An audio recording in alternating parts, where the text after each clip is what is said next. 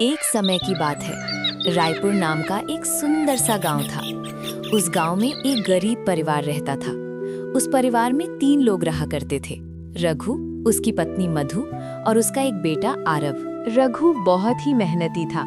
वो सारा दिन खेतों के कामों में लगा रहता था, क्योंकि उसके पास कमाई का सिर्फ वही एक जरिया था। आरव भी अपने पिता की तरह मेहनती था।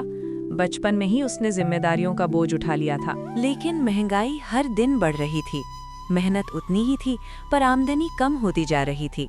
उनका गुजारा जैसे तैसे चल रहा था। सुनिए जी, घर में आटा, दाल, चावल किसी का भी एक दाना नहीं बचा है। महंगाई दिन पर दिन बढ़ती जा रही है।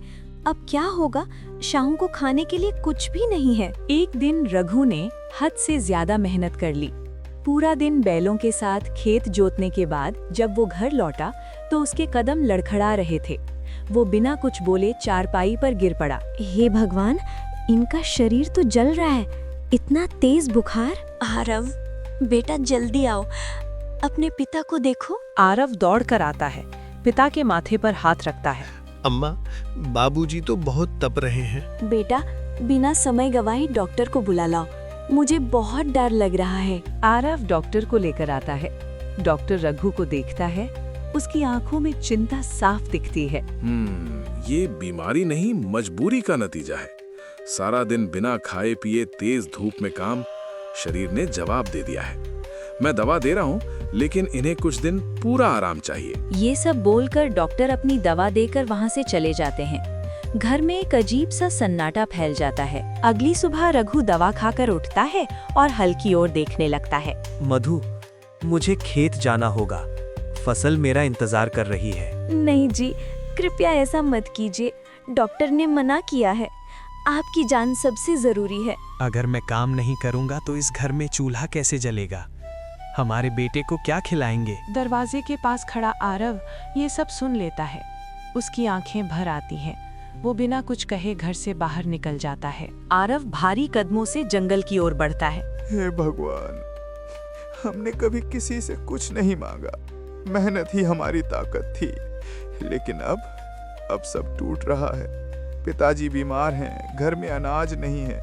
मैं अकेला क्या कर सकता हूँ? चलते चलते वो जंगल के गहरे हिस्से में पहुंच जाता है और एक पेड़ के नीचे बैठ जाता है।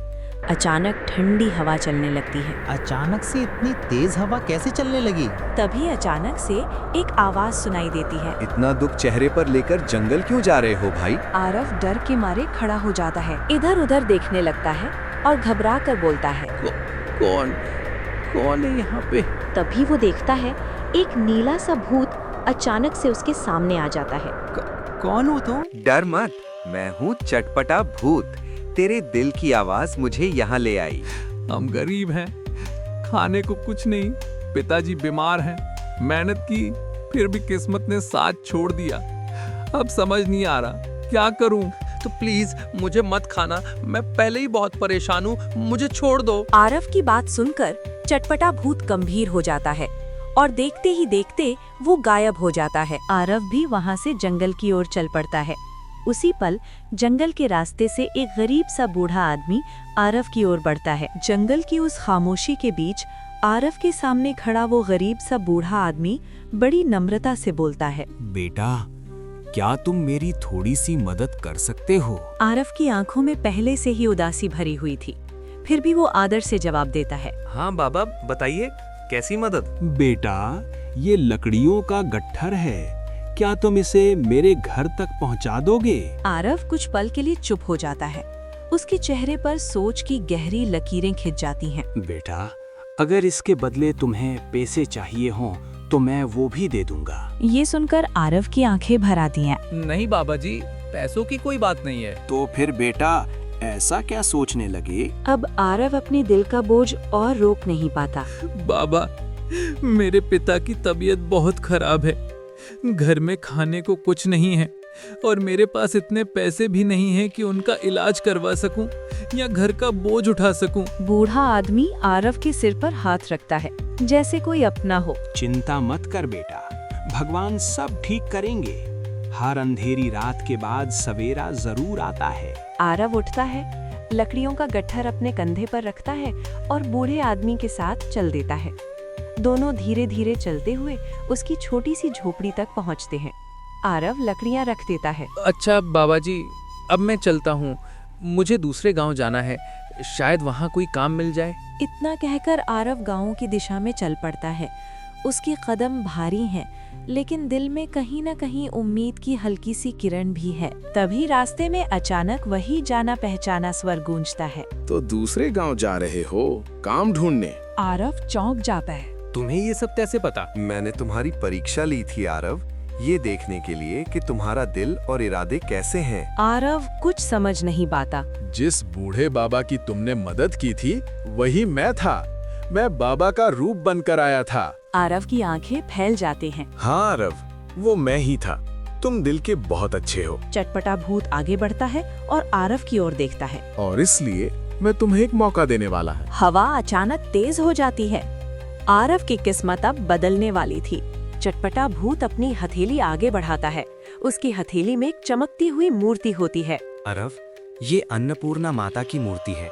इसे अपने घर ले जाना और सच्चे मन से इसकी पूजा करना। आरव श्रद्धा से मूर्ति की ओर देखता है। इस मूर्ति से तुम जो भी खाने के लिए मांगोगे माता तुम्हें दे देंगी, लेकिन याद रखना कभी भी खाने के अलावा कुछ और मत मांगना। अगर लालच किया तो ये मूर्ति उसी पल गायब हो जाएगी। आरव की आंखें भर आती हैं। मैं वादा करता हूँ, मैं कभी गलत मांग नहीं करूँगा। इतना कहते ही चटपटा भूत हवा में घुल जाता है। जंगल फिर से शांत हो जाता है। आरव मूर्ति को सीने से लगाकर घर की ओर दौड़ पड़ता है। घर पहुंचते ही आरव उस मूर्ति को घर के छोटे से मंदिर में बड़े आदर से रख देता है। बेटा, कोई काम मिला? नहीं अम्मा, आज भी कोई काम नहीं मिला। मधु कुछ नहीं कहती, बस अपने आंसू छुपा लेती है। अगली सुबह सूरज की पहली किरण के साथ आरव मंदिर के सामने बैठ जाता है। हाथ जोड़कर आंखें बंद करता है। मेरी माता रानी, आज घर में कुछ भी खाने को नहीं है, कृपया मुझे थोड़ा सा चावल दे दीजिए। इतना कहते ही एक तेज रोशनी फैलती है और देखते ही देखते आरव के सामने चावल का ढेर लग जाता है। आरव की आंखें खुशी से चमक उठती है। माता रानी, आपने सच में सुन ली। वो दौड़कर अपनी माँ के पास जाता है और सारी बात बता देता है। जंगल, बूढ़ा बाबा, चटपटा भूत और माता की मूर्ति। हे माता रानी, आपने हमारे घर की लाज रख ली। आरव को पहले खुद पर विश्वास नहीं था, लेकिन अब उसे यकीन हो चुका था ये कोई सपना नहीं बल्कि माता का आशीर्वाद था। उसी दिन रघु के परिवार ने पहली बार भर पेट खाना खाया। भूखे पेट सोने वाली उस झोपड़ी में आज सुकून की नींद थी और उम्मीद की पहली रोशनी। समय धीरे धीरे बदलने लगा। माता की कृपा से रघु की तबीयत अब काफी ठीक हो चुकी थी। वो फिर से पहले की तरह खेतों में मेहनत करने लगा। घर में अब डर नहीं बल्कि सुकून और मुस्कान लौट आई थी। एक दिन रास्ते से गुजरते हुए आरव की नजर अपने बचपन के दोस्त अमित पर पड़ी। अमित सड़क किनारे उदास बैठा था। आंखों में चिंता साफ झलक रही थी। क्या हुआ भाई, आज इतना परेशान क्यों लग रहा है? क्या बताऊं यार, घर की हालत बहुत खराब है। खाने को भी कुछ नहीं बचा। तू तो जानता है हम कितने गरीब हैं। पिता भी नहीं है। जितना मैं कमाता हूँ उससे गुजारा भी नहीं होता। आज तो काम भी नहीं मिला। आरव का दिल भर आता है। कोई बात नहीं दोस्त, अंधेरी रात ज्यादा देर नहीं रहती।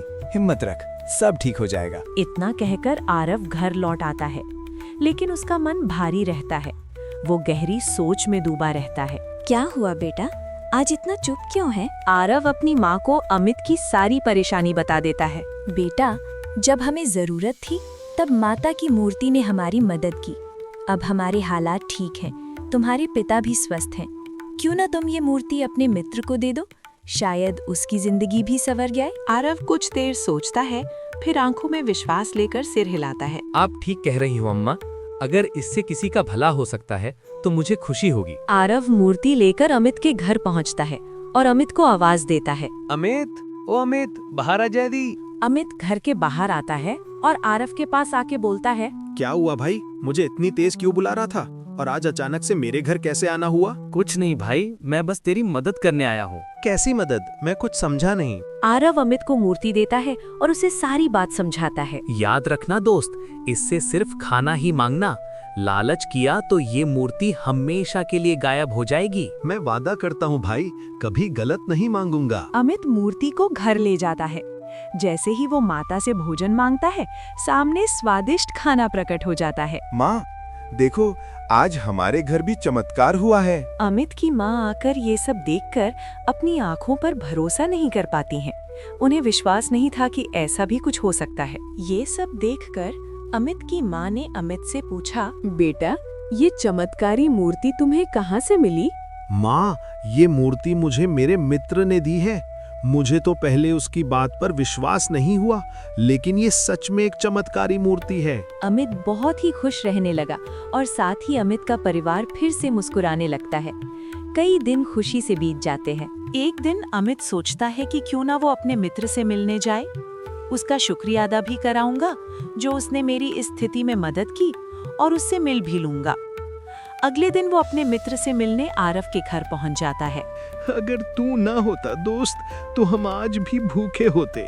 तू मेरा सच्चा मित्र है। इधर खुशियों का माहौल था, लेकिन उसी घर में एक और सोच जन्म ले रही थी। अमित की माँ के मन में लालच आ चुका था। लालच उसकी आंखों पर पर्दा डाल देता है। वो मूर्ति के सामने हाथ जोड़कर बैठ जाती है। हे माता रानी, मुझे बहुत सारा धन, सोना, चांदी दे दो, ताकि मुझे फिर कभी मांगना न पड़े। इतना कहते ही एक तेज हवा चलती है और मूर्ति अचानक गायब हो जाती है। अमित की माँ सन्न रह जाती है। हे भगवान, ये मैंने क्या कर दिया?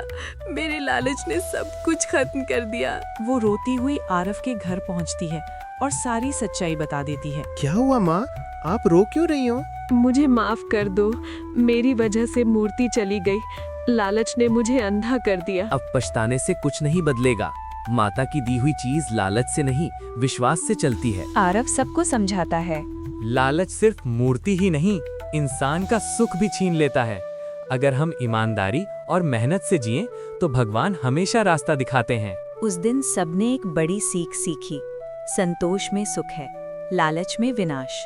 मूर्ति चली गई, लेकिन जिंदगी की सबसे बड़ी सीख सबके दिलों में बस गई। जो मिला है उसी में खुश रहना सीखो, क्योंकि लालच हमेशा सब कुछ छीन लेता है।